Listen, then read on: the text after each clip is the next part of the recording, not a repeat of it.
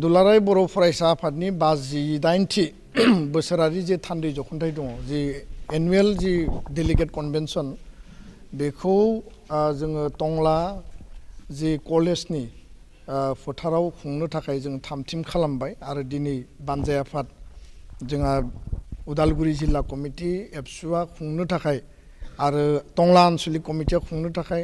primary committee बर' साहित्य सभाया खुंनो थाखाय जि बानजाय आफाद दादोंमोन माने निपेन बर'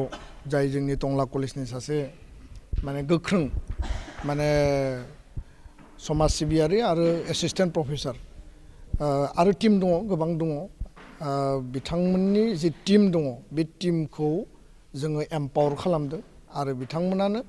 जानुवारि दाननि जोबनाय नङाबा फेब्रुवारि दाननि फार्स्ट उइकआव जोङो डेटखौ उइदिन 3 days जोङो फाइनाल खालामगोन आलासिफोरनि माखासे कनसेन्टनि खोथा दङ माखासे परिबेसनि खोथा दं गासैखौबो मिलायनानै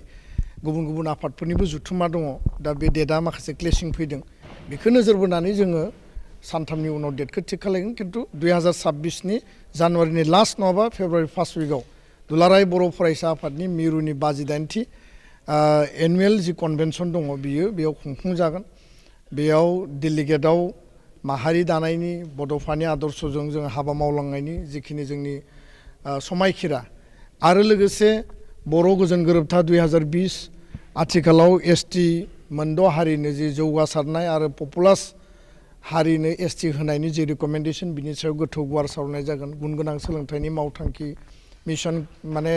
क्वालिटि इडुकेसनजों लोगोसे सास्टेनेबल चेन्जनि समाज सोलायनायनि बाथ्रा आरो बेयाव स्कुल प्रभिन्सियेलाइजेसन जोंनि आथिखालनि इडुकेसननि जिखिनि इयुथनि बिथांमोननि एम्पावारमेन्ट बिथांमोननि एमप्लयमेन्ट जेनेरेसन बायदिसिना जिखिनि हारिनि गोनां एजेन्डा इस्युसफोर दङ गोथौ आरो गुवारै बे डेलिगेट सिटिंआ मोनसे जारिमिनारि जुथुमा जागोन आरो अपेन सेसन आरो सेमिनार जोंहा थागोन जोङो नेसनेल लेभेल स्टेट लेभेलनि गोबां माखासे आलासि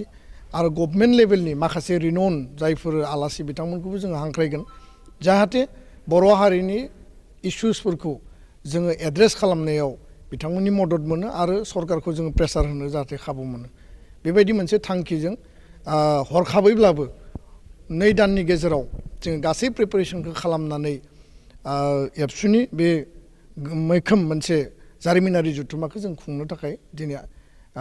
बानजाय आफादजों मिरु आफादा सावरायबाय जिल्ला आफादजों सावरायबाय आरो दख'र आफादजों सावरायनानै